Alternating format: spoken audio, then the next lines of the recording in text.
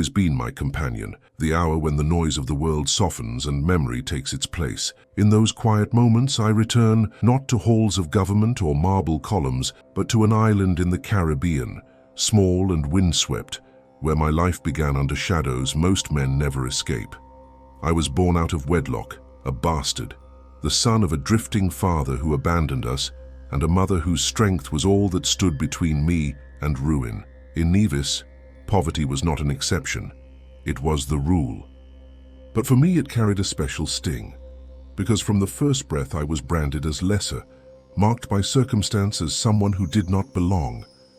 I knew hunger, I knew humiliation, I knew the shame of wearing clothes too ragged for the markets and the whispered reminders that I was illegitimate, outside the boundaries of what society accepted. My mother, Rachel, gave what she could, but even her love could not shield me from the cruelties of fortune. When fever claimed her, I was left alone, barely a boy, orphaned, adrift, forced to carve a path from nothing. Yet even then, I understood something most never learn, that the fire of ambition can burn hotter than the chains of circumstance. Words became my weapon. When others wielded wealth or pedigree, I wielded language. I wrote with a ferocity born of survival, pouring my hunger, my longing, my determination onto the page. It was through words that I revealed the hurricane that had devastated my island, a letter so vivid, so urgent, that local benefactors saw in me not just a boy, but potential. They raised funds to send me away, to New York, to a place where a mind like mine might flourish. Imagine that, a single letter written by a fatherless child, unlocking a future across the ocean. As the ship carried me northward, the sea stretched endless and the wind sang of possibility. I left behind the graves of my parents, the whispers of shame, the narrow streets of my birthplace. I carried instead an unshakable vow. I would rise. I would prove that the accident of birth could not dictate destiny. I would carve my name into history so deeply that no one could ever again call me illegitimate. When I set foot in New York, the city pulsed with energy, raw and chaotic, a place of merchants and sailors, of taverns and presses, of ambition alive in every alley. It smelled of possibility, of commerce, of the future. I felt at once an outsider and at home, for here no lineage guaranteed success. Here, a man could build himself anew. I studied, I debated, I wrote.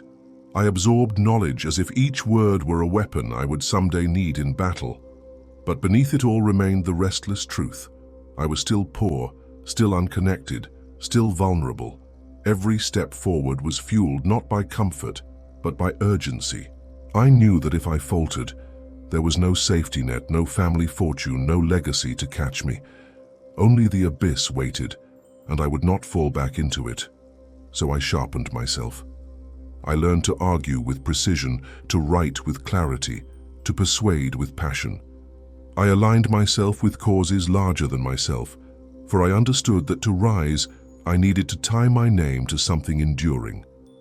And in the ferment of New York, as whispers of revolution stirred against the crown, I felt the first call of destiny.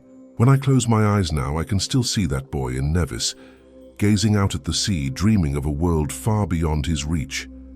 That boy did not yet know that he would help build a nation, that his face would one day stare from a banknote, that his words would outlive his body. But he knew one thing clearly: he would not be forgotten, and that certainty, that fire, carried me across oceans, through storms, into the very heart of history. When I first walked the streets of New York, the air was thick with energy, with the hum of merchants calling out their wares, the clatter of carriages, the shouts of sailors returning from the docks. To many, it was noise. To me, it was music, the sound of opportunity, of a place where a man without pedigree might still carve a place for himself. I was young, barely more than a boy, but I walked with urgency, as though I already carried the weight of destiny. King's College, where I studied, opened its doors to me, and within those halls I devoured knowledge. Latin, mathematics, economics, philosophy. I studied with a hunger that startled my peers. They saw me as intense, unyielding, even arrogant. Perhaps I was. But when you have known the fragility of life, when you have buried your parents before you've grown, when you have been reminded daily that you are nothing, you do not waste a single hour. Every book I opened was a ladder, every lesson a weapon sharpened. Yet the streets outside the classroom stirred with something greater than academic ambition. The colonies were restless, pamphlets circulated, fiery words condemning the Crown's taxes, its indifference, its arrogance, taverns filled with talk of liberty and rights, of protests and defiance. I listened, I read, and soon I began to write. My pen became my voice, sharper than any blade. I wrote essays defending the colonies, challenging tyranny, demanding change. People read my words and assumed they had been written by some seasoned elder, a man steeped in law and politics. Few believed they came from a teenager, an outsider, a boy still in school. But that was the secret of words. Once ink met paper, age and station disappeared. Only the force of thought remained. I found myself drawn not just to ideas, but to action. Protests erupted in New York, crowds spilling into the streets, clashing with British loyalists.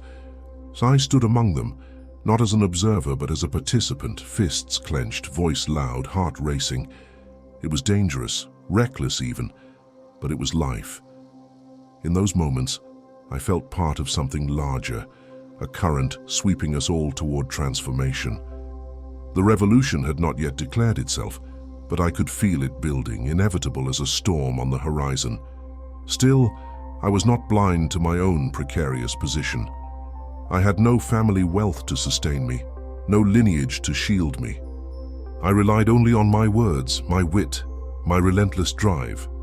I made allies where I could, men of influence who saw in me a spark worth nurturing.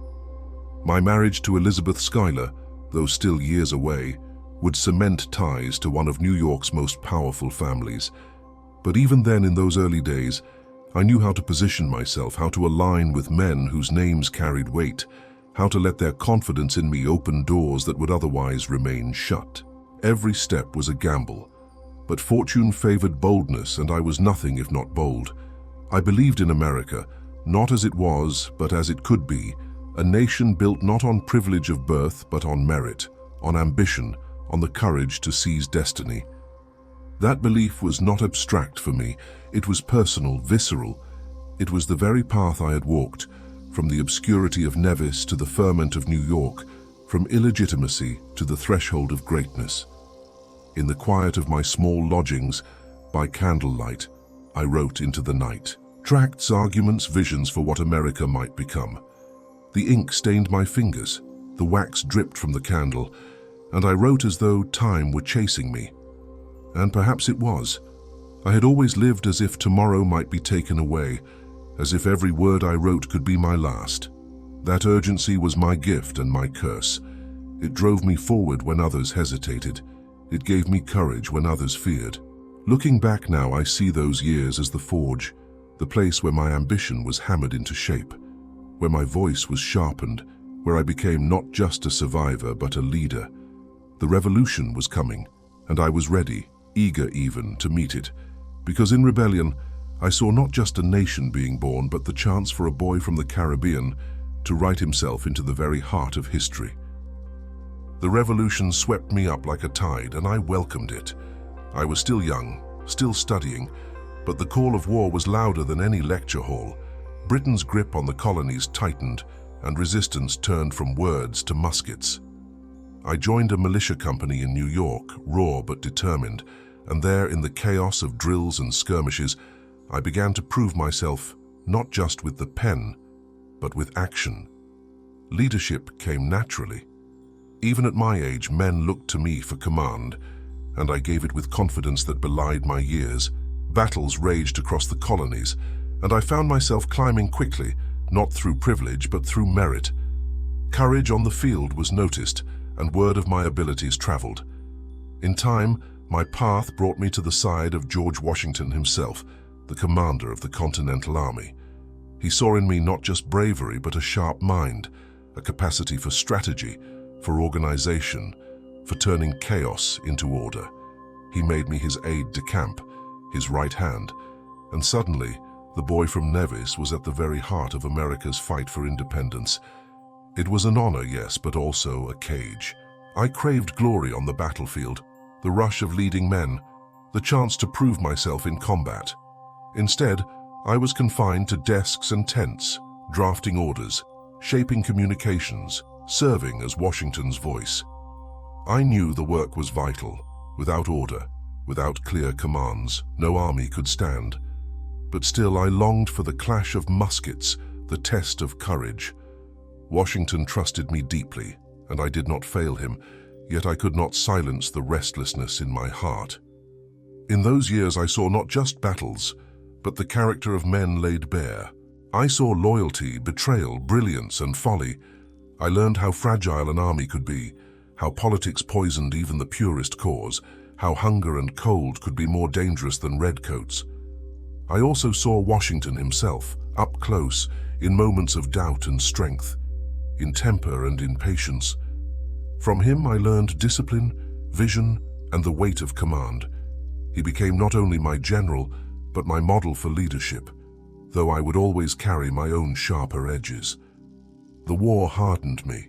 I rode through storms, drafted letters by candlelight, argued with generals, rallied troops. I saw men freeze at Valley Forge, starve while politicians debated supplies. I saw the price of freedom not in speeches, but in the gaunt faces of soldiers. And still, I believed. I believed with a fire that could not be extinguished, that this new nation must be born, that liberty was worth the suffering, that we were creating not just a country but a destiny. In time, Washington gave me my chance. I led troops at Yorktown, commanding artillery that thundered against British lines, the air filled with smoke, with the cries of men, with the pounding of cannon. In that chaos I found what I had long sought, the test of courage, the moment when destiny looked me in the eye. We fought fiercely, and in the end, victory was ours. Yorktown broke Britain's back, and soon after, independence became reality. Standing on that battlefield, I knew I had secured not only my place in the revolution, but also the foundation for everything to come. The boy born into shame had risen to stand among generals, to shape history with both pen and sword. And though the war was ending, my true battle was only beginning, because I understood something many did not. Winning independence was not the end. It was the beginning of an even greater struggle, to build a nation that could survive its own freedom. And I was determined to be at the very center of that fight. After the cannons fell silent and independence became reality, I turned not to rest but to building. I had tasted the chaos of war, and I knew that liberty without order would collapse. A nation could not survive on slogans alone. It needed structure, laws, systems. It needed vision. And so I stepped into politics with the same hunger that had carried me across the sea as a boy. I married Elizabeth Schuyler, daughter of one of New York's most powerful families. She brought me not only love, but also entry into a world of influence, of networks and connections that would become essential to my rise. Through her, I gained the stability of family, the foundation I had long been denied. And though my ambition burned hot, her devotion grounded me, reminding me that greatness must also carry duty. But my true battlefield was with words. When the Constitution emerged, fragile and contested, I threw myself into defending it. With James Madison and John Jay, I penned what would become known as the Federalist Papers, essays that argued, persuaded, explained. I wrote with the urgency of a man who knew that the fate of a nation hung on every line. 75 pages came from my hand, more than either of my colleagues. Through those words, I sought to shape the very soul of America, to convince skeptics that only a strong central government could secure liberty and prosperity. My opponents painted me as a monarchist, a man who wished for kings in all but name. But I was no lover of crowns. I believed in strength, because I had seen weakness destroy lives. I believed in unity, because I had known division. I believed in systems because I had survived chaos.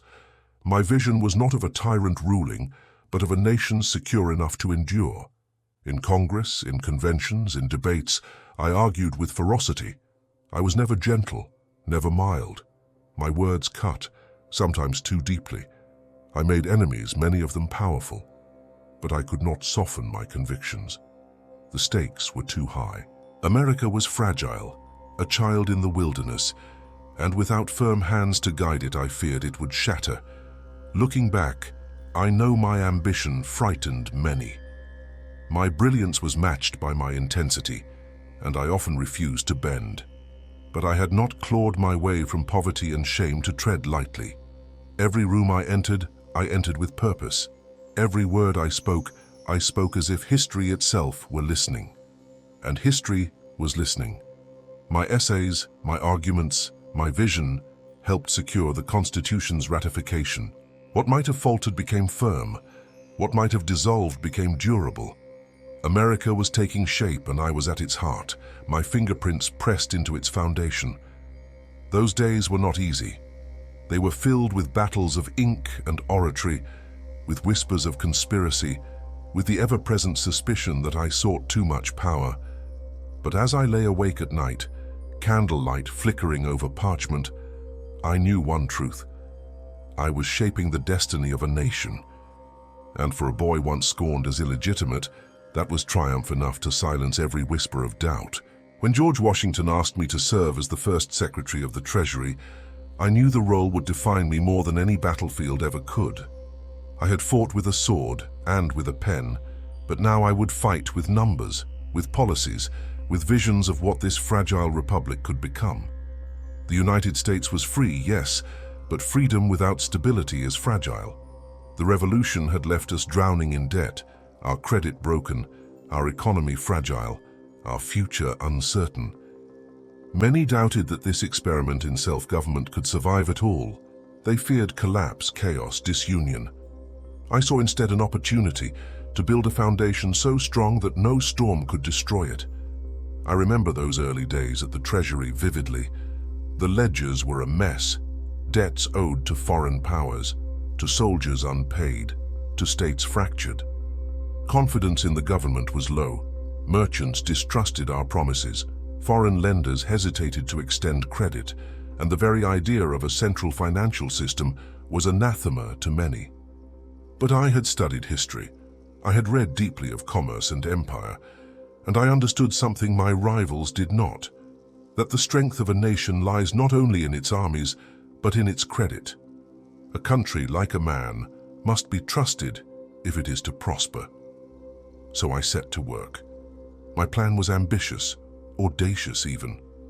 I proposed that the federal government assume the debts of the states, binding them together under a common financial obligation.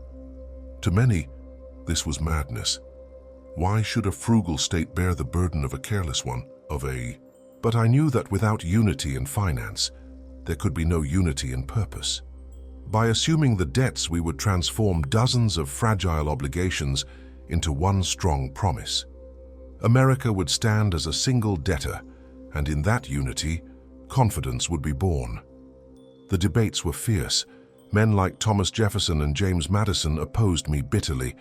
They feared centralization, feared a powerful treasury, feared that my plan would create an aristocracy of money. They called me dangerous, accused me of trying to crown a king in all but name, but I pressed on, relentless, for I knew the stakes. This was not about enriching elites, it was about survival. Without credit, the government could not function. Without trust, no nation could grow. Out of those battles emerged compromises, the most famous of which placed the capital on the banks of the Potomac in exchange for support of my financial plan. To some, it was politics as usual. To me, it was proof that vision requires negotiation, that even the boldest dreams must bend to reality. And so the plan passed, the debts were assumed, and slowly the credit of the United States began to rise. But I did not stop there. I created the Bank of the United States, a national institution that could manage deposits, issue stable currency, and provide loans to fuel growth. To my opponents, it was blasphemy, a dangerous concentration of power. But I had seen the chaos of worthless currencies, of states issuing their own notes, of soldiers paid in promises instead of coin. A bank was not tyranny. It was order, the very order a new nation required. I established the US Mint, standardizing coinage, giving America its own symbols of value, its own trusted measure of wealth. I designed tariffs to protect infant industries, encouraging manufacturing so that America would not remain forever dependent on Europe. I built systems, frameworks, structures, the invisible scaffolding of prosperity. And though many fought me, though voices rose in Congress to denounce me, the results spoke louder than any speech. Commerce grew, credit stabilized, confidence spread. The Republic did not wither, it flourished. Those years were a storm of labor. From dawn until midnight, I worked, drafting reports, meeting with merchants, persuading lawmakers. My pen flew across the page, thousands upon thousands of words, each line carrying the weight of a nation's future. I knew my pace was unsustainable, but I could not rest. I had clawed my way from nothing, and now I was shaping everything. To pause would have been betrayal of myself, of my country, of the destiny I had always believed was mine. The opposition never ceased. Jefferson saw me as dangerous, a man whose love of order veered toward monarchy. Madison joined him, denouncing my plans as corrupt, elitist, a betrayal of Republican simplicity. Their vision was of an agrarian nation, a land of farmers, self-sufficient, free from the complexities of commerce. Mine was of an industrial power, strong in finance, respected abroad, prosperous at home. These visions clashed not just in policy, but in philosophy, in the very soul of America. The battles we fought in those years gave birth to political parties, dividing the nation into factions that would shape its history forever. I was called arrogant, and perhaps I was, but I had reason. My mind burned with ideas, my pen with arguments, my tongue with fire. I would not be silenced by those who thought me too ambitious, too combative, too bold. I had risen from the depths, and I knew that survival demands audacity. If I was sharp, it was because life had sharpened me. If I was relentless, it was because hesitation had never been an option. And yet, even as I built, I carried within me the scars of suspicion. I knew that my background, my illegitimacy, my foreign birth marked me always as an outsider. No matter my achievements, whispers lingered. Perhaps that is why I worked with such fury, why I drove myself beyond exhaustion. I had to prove again and again that I belonged, that my vision was indispensable. I had to carve my worth into the very structure of the nation so deeply that it could never be erased. Looking back, I see those years as my true battlefield. Not Yorktown, not the skirmishes of war, but the quiet wars of ledgers and debates, of visions colliding in smoky halls, of decisions that would echo across centuries. I did not win every fight, but I secured enough to give America its backbone. I laid down systems that endure still, the frameworks of credit, of currency, of commerce. My enemies tried to paint me as dangerous. History would reveal that I was essential. And so when my face appears on the $10 bill, it is not because I wore the title of president. I never did. It is not because I commanded armies, though I had. It is because I built the very system that makes the bill possible. I created the machinery of finance, the foundation upon which America rose from fragile independence to enduring strength. That was my legacy, not a crown, not a title, but a nation able to stand, to trade, to prosper. At night in those years, I would extinguish the candle, my fingers stained with ink, my mind still racing with calculations and visions. I would lie awake, listening to the silence of the Capitol, knowing that my enemies plotted, that suspicion festered, that the path ahead was fraught. But I also knew this. I had given America something no one else could. Stability born from chaos, order carved from nothing, and that, more than any battle or speech, was the victory I carried with pride. My years as Secretary of the Treasury brought me into open war with men who, though they had fought for the same revolution, carried visions of America so different from mine that conflict was inevitable. Chief among them were Thomas Jefferson and James Madison. They believed in a nation of farmers, simple and self-sufficient, a land of agrarian virtue free from the entanglements of banks and commerce. I believed such a vision was naive, even dangerous. The world was not a pastoral dream. The world was commerce, industry, ships crossing oceans, banks fueling enterprise, credit sustaining power. To deny that reality was to condemn America to weakness, to dependence, to irrelevance. Jefferson despised cities, saw them as dens of corruption, as cancers upon liberty. He looked upon my financial plans with suspicion, convinced I sought to enrich the wealthy at the expense of the farmer. Madison, once my ally in the fight for the Constitution, drifted into Jefferson's orbit, lending his sharp mind and his reputation to the cause of opposition.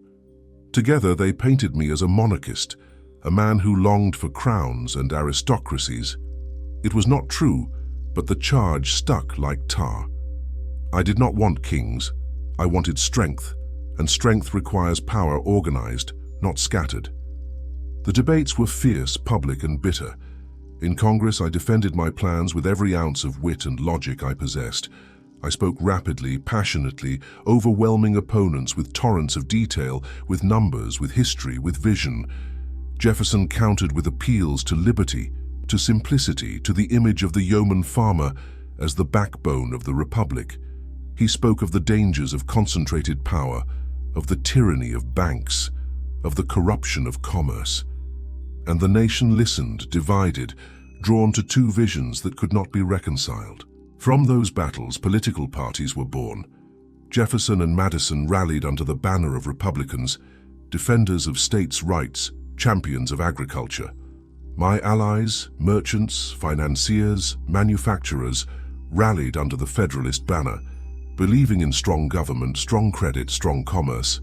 We did not seek to divide the nation, but division was inevitable because philosophy itself was at stake. Could America survive as a loose collection of farms, or must it become a unified power, capable of competing with Europe's great empires? I believed with every fiber of my being that only the latter path would preserve liberty. Without strength, liberty is fleeting. Without order, freedom dissolves into chaos. Jefferson accused me of elitism, of favoring the rich. I reminded him that the rich invest, build, create, and in doing so they carry the poor with them. He accused me of corruption. I pointed to his own contradictions, his fine estate built upon the labor of slaves, while he spoke of liberty. The irony was sharp. He saw me as dangerous to Republican virtue, but I saw him as blind to the realities that would crush us if left unacknowledged. The conflict spilled beyond Congress. Newspapers became weapons, each side publishing essays, attacks, defenses. I wrote with my usual intensity, my words sharp as blades. I did not temper them, for I had no patience for half-truths or polite deceptions. My pen struck hard, sometimes too hard, and in my fury I created as many enemies as I persuaded. But that was my nature. I was forged in hardship, not in compromise. I sought victory, not balance. Washington, ever the steady hand, grew weary of our battles. He valued both Jefferson and me, but he trusted me more deeply, for he had seen me in war, seen me in the crucible of decision. Still, even his patience wore thin. He longed for harmony, but harmony was impossible. America was at a crossroads, and its path would be determined not by civility, but by conflict. I saw the rise of factions not as a tragedy, but as an inevitability.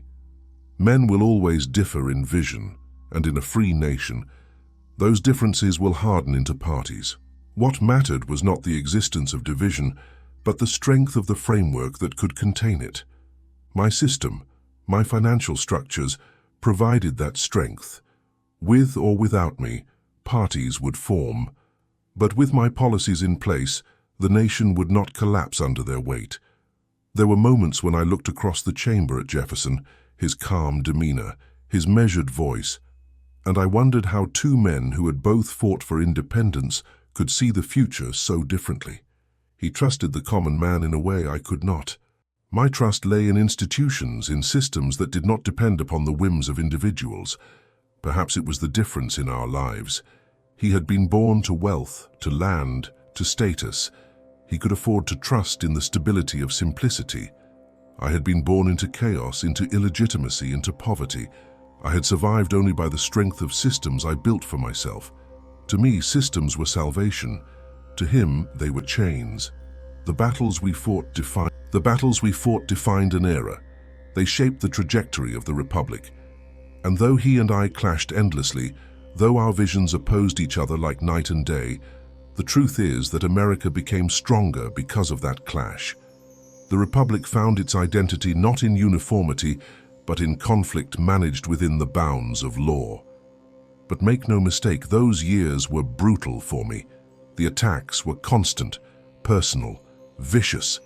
My enemies whispered of ambition unchecked, of secret plots for monarchy, of corruption. They sought not only to defeat my policies, but to destroy me. And I, with my temper and my pride, gave them openings. I struck too hard, too often, leaving wounds that did not heal. Still, I would not relent. I could not. I had seen what weakness brings, and I could not let America falter. Better to be hated and right than beloved and blind. Better to carry the burden of controversy than to abandon the fight for strength. When I think of those years now, I see them not only as battles of policy, but as battles of soul. I was carving into the stone of history the truth that order and liberty must walk hand in hand. Jefferson carved his own vision of liberty as simplicity, of virtue in the soil. Between us, America was pulled in two directions, and somehow from that tension, it survived. I do not regret the ferocity with which I fought. It was who I was, who I had always been. A man born into the storm cannot pretend to love calm seas. I thrived in conflict because conflict was the forge in which destiny is shaped. And if my words were sharp, my vision uncompromising, it was because the stakes were nothing less than the survival of a nation. And so, while Jefferson dreamed of farms and Madison schemed in Congress, I built systems that endure still. The clash was bitter, yes, but out of it came strength.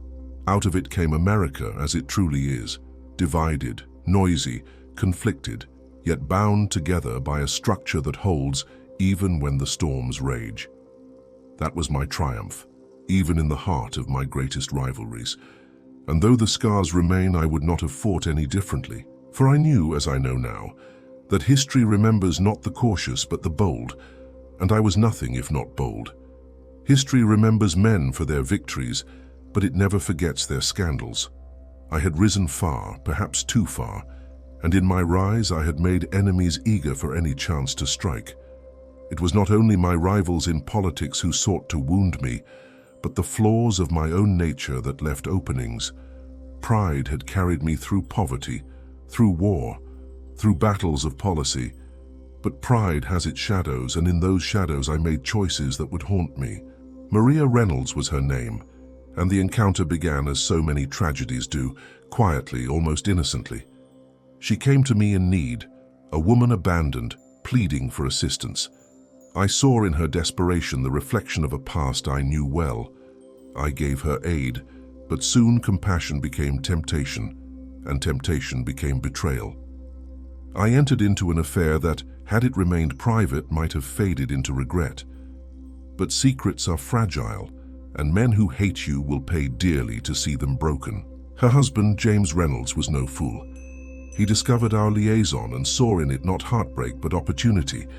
He extorted me, demanded money for his silence, and I paid, ashamed but unwilling to face public ruin. For months, I lived under that shadow, a double life of public duty and private shame. I worked by day to build the nation's financial system, to craft stability from chaos, and by night I carried the weight of letters, payments, fears. Eventually, whispers grew. Rumors spread that I was guilty not only of infidelity, but of corruption. of using my office to enrich myself through shady deals with Reynolds. My enemies seized upon it with glee, printing accusations, fanning the flames. Jefferson's allies, ever eager to destroy me, whispered of treachery, of financial misdeeds cloaked beneath my schemes. I could endure many things, but I could not allow the work of years, the credit of the nation, the systems I had built, to be poisoned by lies. And so I did something few men would ever dare. I confessed. In what became known as the Reynolds pamphlet, I laid bare my sin. I admitted to the affair, to the payments, to the disgrace. I wrote with painful candor, stripping myself naked before the public eye. But in doing so, I cleared my name of corruption. I told them the truth. I had been unfaithful, but I had not betrayed the Treasury. I had not stolen from the nation. My enemies expected silence. I gave them confession. They expected denial. I gave them truth. And though the truth damned me in one way, it preserved me in another. Elizabeth, my wife, bore the wound most deeply. She had given me devotion, family, stability, and I had shattered it. Her pain was silent, but I could feel it in every glance, in every tear unspoken. That is the weight I carry most heavily, not the mockery of rivals, not the sneers of pamphleteers, but the suffering of the woman who had stood by me through all storms. History may forgive or forget, but a wife's heart is not so easily mended. The scandal scarred me, but it did not break me. I remained relentless in my work, continued to argue, to write, to build, yet the damage was done. My reputation was forever shadowed, my enemies triumphant in their whispers. They called me reckless, arrogant, unfit, and perhaps in some ways they were right. But I had always lived at the edge of ruin, always danced with risk. To rise from illegitimacy to the highest councils of power required a ferocity that does not easily pause to measure consequences. The Reynolds affair was not my only controversy. I was combative by nature, quick to see betrayal, quicker still to strike back. In politics, this made me formidable but also isolated. I demanded loyalty, and when I perceived its absence, I lashed out. I saw plots everywhere, often rightly, sometimes wrongly. The press painted me as a schemer, a monarchist, a man obsessed with control. And I answered not with silence, but with more words, sharper words, words that burned bridges even as they defended truth. My enemies claimed I sought to crown Washington, to make him a king. They accused me of corruption, of greed, of ambition unchecked. They could not comprehend that my ambition was not for titles but for permanence, to build structures that would outlast men, to create a system so strong that no king could ever rule it, so enduring that no chaos could destroy it. But perception is power, and their accusations found fertile ground among those who feared strength itself. Even within my own party, divisions grew. John Adams, once an ally, became a rival. His temper and my pride clashed bitterly, and in the election of 1800, I made choices that would haunt me. I could not abide the thought of Aaron Burr ascending to the presidency. I distrusted him, saw in him an emptiness of principle, a hunger for power without vision. So I used my influence to sway support toward Jefferson, my old adversary, my philosophical opposite, because even in him I saw a core of belief, a foundation of conviction, however misguided I thought it. In Burr, I saw nothing but ambition. That decision deepened enmities, strained alliances, and cemented my reputation as a man who would rather destroy than compromise. But I believed then, as I do now, that survival of the Republic mattered more than my own reputation. If I erred, it was in the same way I had always erred, in acting boldly, decisively, unwilling to soften truth for the sake of peace. Looking back, I know the scandal of Maria Reynolds revealed more than infidelity. It revealed the fragility of reputation, the mercilessness of politics, the impossibility of perfection in a world hungry for downfall. My confession, my pamphlet, was both my shield and my sword. It defended my integrity as a public servant, but it slashed my image as a man. I became both more honest and more despised, both vindicated and condemned. And yet, even as the whispers followed me, even as rivals rejoiced in my shame, I pressed on, because I had always known that my life would not be measured in the eyes of contemporaries, but in the echo of history. Men could mock, enemies could triumph, scandals could stain, but the systems I built, the institutions I founded, the strength I forged, those would endure. And in endurance, I would be remembered. Still, in the quiet hours when the noise of politics faded and the candlelight flickered low, I thought of Elizabeth, of the pain I caused, of the trust I broke. I thought of my children, innocent yet shadowed by my choices. I thought of the boy I had once been, hungry and illegitimate, vowing to prove himself worthy of greatness. And I wondered if, in the end, my brilliance had carried within it a curse, that the same fire which lifted me also consumed what I loved most. That is the truth of scandal. It is not only what the world says about you, it is what you must live with in silence, what you see when you look into the eyes of those you have hurt. My enemies believed they destroyed me with their revelations, but the truth is I destroyed myself long before their accusations reached print. They merely gave my sins an audience, and yet, even broken, I endured. For endurance had always been my gift, and though the Reynolds affair remains etched into my name, it does not erase what I built. Scandal may scar a man, but legacy is carved from more enduring stone. Legacy is not only in words or battles. It is in the structures that endure, the quiet frameworks that outlast the noise of politics. For me, legacy lay in systems. From the beginning, I knew that liberty unanchored would drift into chaos, that freedom without order would dissolve. So I built not just arguments but institutions, foundations that could carry America long after my voice fell silent. I remember the day the idea of a permanent naval force came to me. The seas around our young nation were dangerous, swarming with smugglers, pirates, and foreign vessels testing our resolve. Without a navy, without enforcement, our trade would be mocked, our laws ignored. And so I proposed a fleet, not of massive warships, but of small cutters, agile, swift, capable of patrolling our coasts, intercepting smugglers, enforcing tariffs. That fleet became the Revenue Cutter Service, which in time grew into the United States Coast Guard. To most it was a small measure, barely worth notice.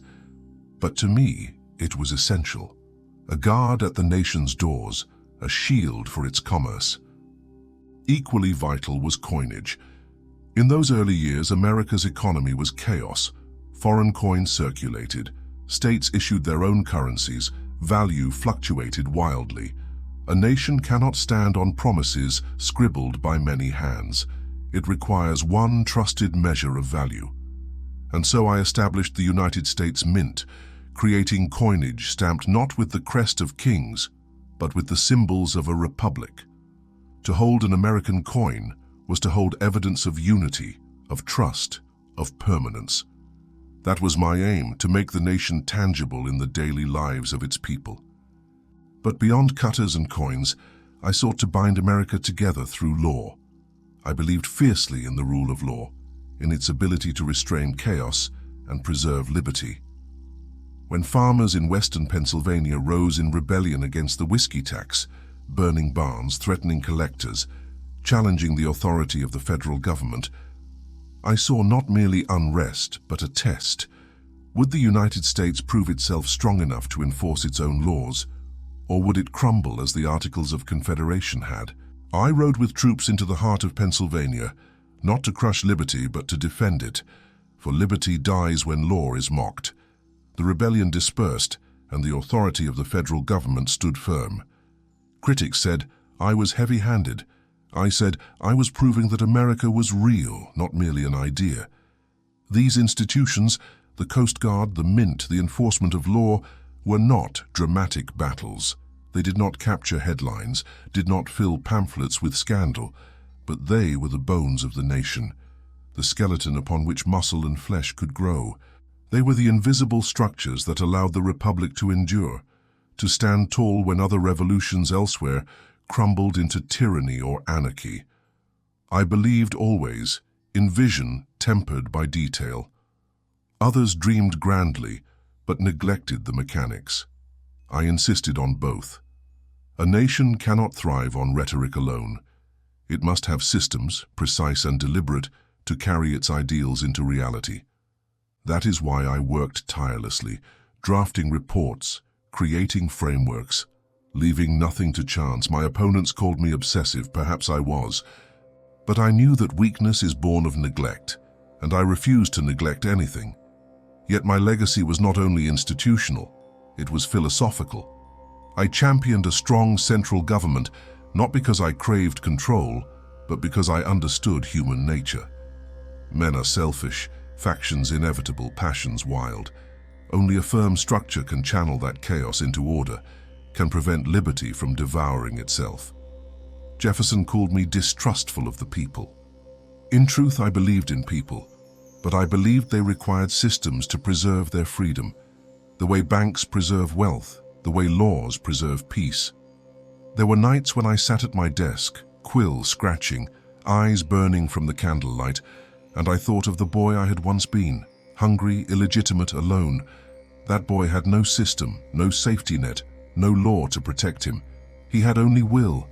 Perhaps that is why I built so furiously. I sought to give America what I had lacked, a framework strong enough to carry even the weakest, a structure that made survival more than a matter of chance. My enemies never ceased to misinterpret me. They saw ambition and mistook it for tyranny. They saw vision and mistook it for monarchy. But history is not shaped by the fears of contemporaries. It is shaped by the endurance of systems. And the systems I created endure still. The Coast Guard sails. The Mint strikes coins. The Treasury manages credit. The courts uphold law. These are not monuments of marble, but of function, practical, unglamorous, essential. And in them, my hand is present, invisible yet undeniable. If scandal stained me, if rivals mocked me, if pamphleteers denounced me, so be it. For when the fires of controversy faded, the institutions remained. And institutions are the true legacy of statesmen. They are the quiet echoes that carry through centuries, long after names are forgotten, long after battles are dust. I think often of order and chaos, of liberty and law, of the fragile balance between them. Too much order, and liberty suffocates. Too much liberty, and order dissolves. My life was lived on that balance, teetering always between brilliance and recklessness, between triumph and scandal. But in my work for the Republic, I sought always to anchor liberty in order, to give freedom a foundation that would not crumble. That, more than any duel or pamphlet, is why my face lies on the $10 bill. Not because I was president, I never was. Not because I was beloved, I often was not. But because I built the structures that allowed America to breathe, to trade, to stand. The bill itself, the paper, the currency, is a monument to my vision. Every transaction it carries is a whisper of my legacy. And so when I reflect on my years, I do not think first of the scandals or the battles. I think of the systems, the institutions, the order carved from chaos. That is the true measure of a man's work.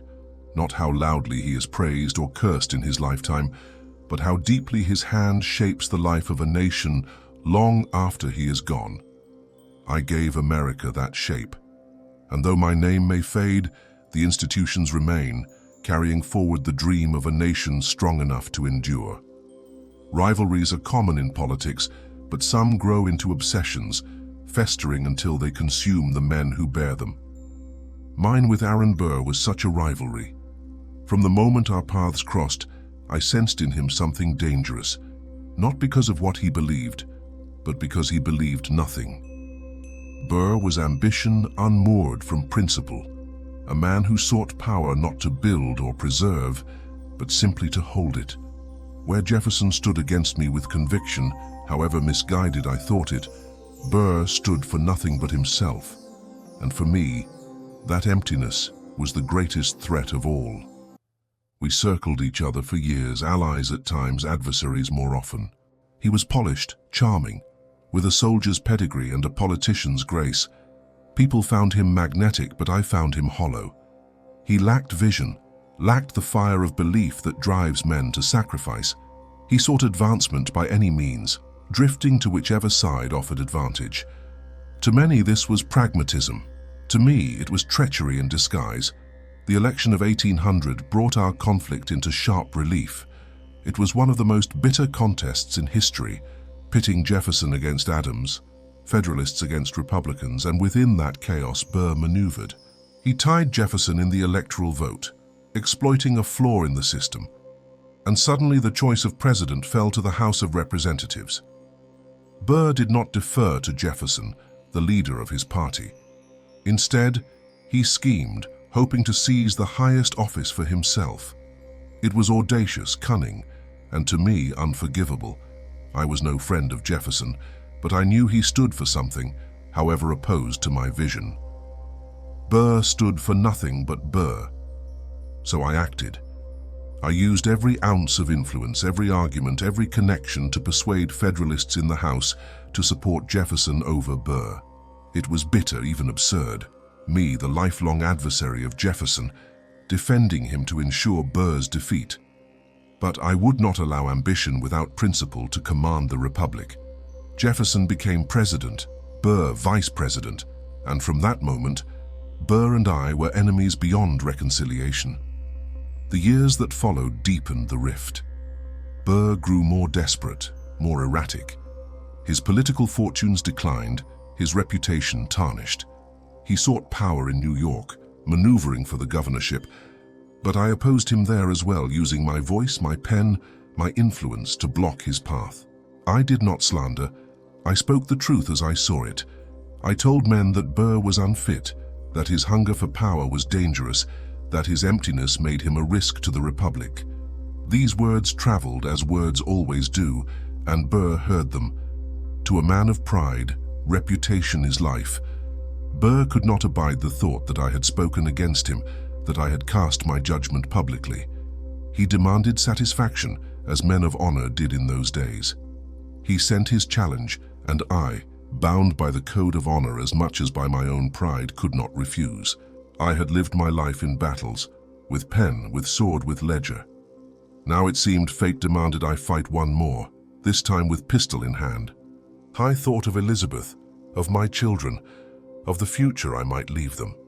I thought of the systems I had built, the institutions I had forged, the scars of scandal, the triumphs of policy. I thought of the boy from Nevis, illegitimate and hungry, and wondered if this was how his story must end. I prepared my affairs, wrote letters, made peace where I could, and still I accepted the duel, not because I longed for it, but because honor, once invoked, cannot easily be denied. The morning of July 11, 1804, was heavy with mist. We rode across the Hudson to Weehawken, New Jersey, a place already stained with the blood of other duels. The air smelled of river and damp earth. Seconds arranged the field, measured the distance, loaded the pistols. I felt the weight of destiny pressing upon me. The silence before history writes its final line. I've often wondered whether I intended to fire upon Burr. Some say I resolved not to, that I raised my pistol but aimed aside, unwilling to kill. Perhaps that is true. I had seen too much death to crave more, and perhaps in that moment I sought only to satisfy the code without shedding blood. Or perhaps I hesitated, the calculations of a lifetime collapsing in an instant of uncertainty. History will argue, but only I know the truth, and even I am not certain. The shot rang out, echoing against the cliffs, shattering the silence. Pain exploded in my side, sharp, searing, final. I fell, the earth rushing up, the sky spinning above. Burr had struck, his bullet tearing through me. As they carried me from the field, as the world blurred and darkened, I felt no hatred, no fury, only a strange clarity, a sense that the storm of my life was ending as it had always been lived, in conflict, in fire, in defiance. The duel with Burr was not merely a personal tragedy, it was the culmination of years of enmity, of philosophies colliding, of ambition and principle locked in battle. Burr survived, but his reputation did not. He became a pariah, wandering in disgrace, his name cursed rather than honored. I died, but my ideas lived. My institutions endured, my vision remained. In that paradox lies the strange truth of history. Sometimes the man falls, but the work survives. I wonder often in the silence of memory whether my life might have ended differently had I tempered my words, softened my judgments, yielded more to compromise. But such was never my nature. I was forged in storms, and storms do not yield. My tongue was sharp, my pen sharper still, and both carved enemies as quickly as they carved achievements. Burr could not forgive, and I could not remain silent. And so the duel was inevitable, the final chapter written long before the pistols were raised. Yet even as my body failed, I knew this. I had given America the tools to survive. Banks, credit, law, order, systems stronger than any single man. My name might fade, my reputation might be scarred, but the Republic would endure. And that, more than honor, more than survival, was the victory I had always sought. Death took me at Weehawken, but legacy is not buried with the body.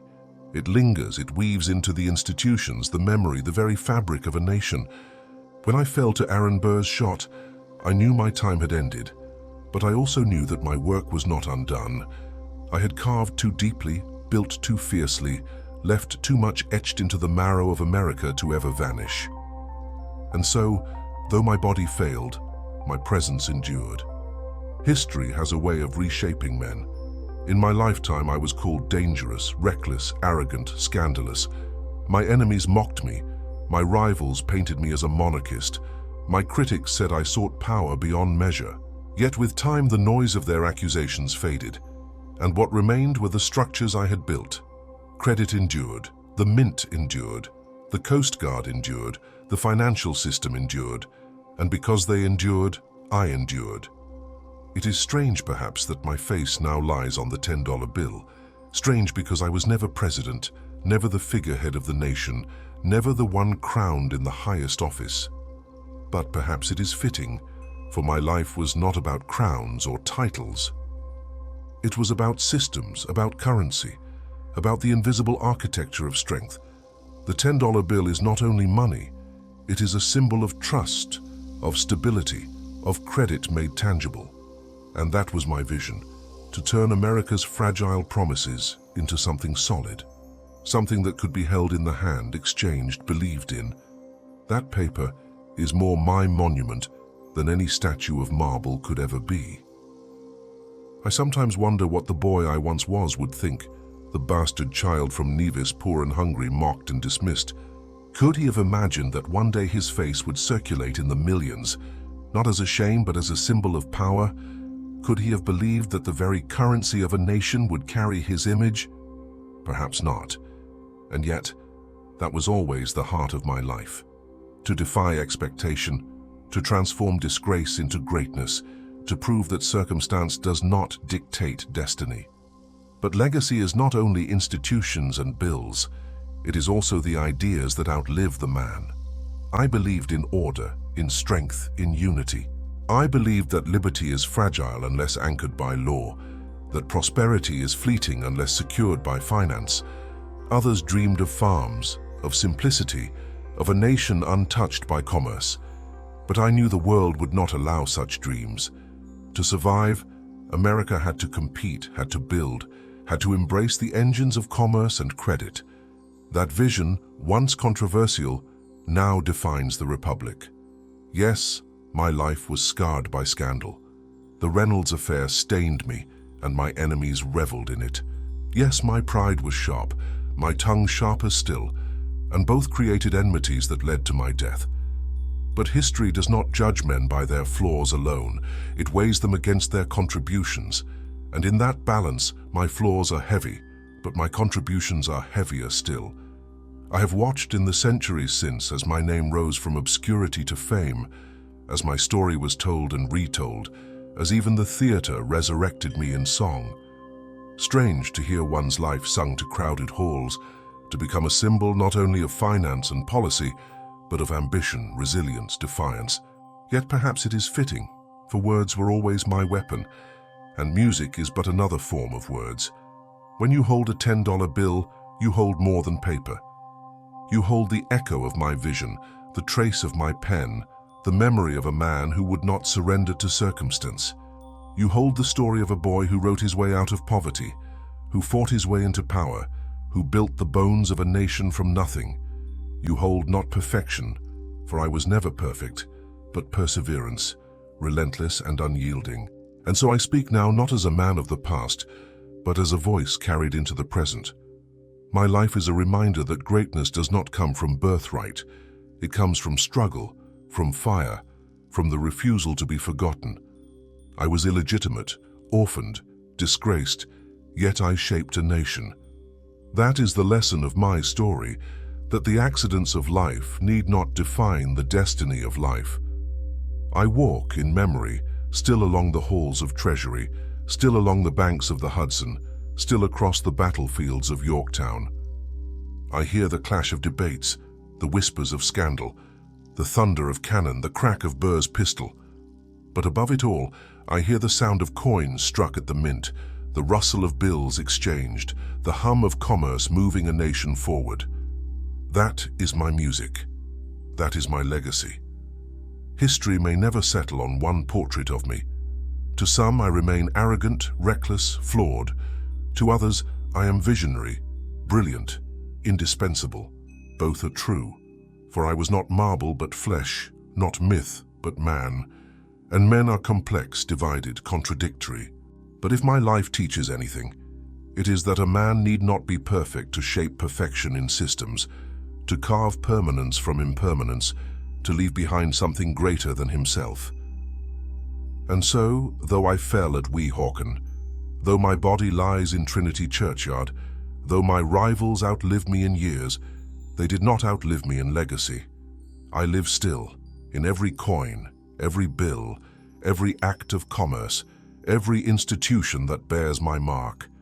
That is the immortality I chased. Not in titles, not in crowns, but in endurance. Hold a $10 bill and you hold me. Hold it, and remember not only a man but the vision he carried. That America must be strong, must be united, must be anchored in systems that outlast the storms of politics and the flaws of men. That was my gift. That was my curse. That was my life. And though time moves on, though centuries pass, though faces fade, the truth remains. I was Alexander Hamilton, and I built the framework upon which this nation still stands.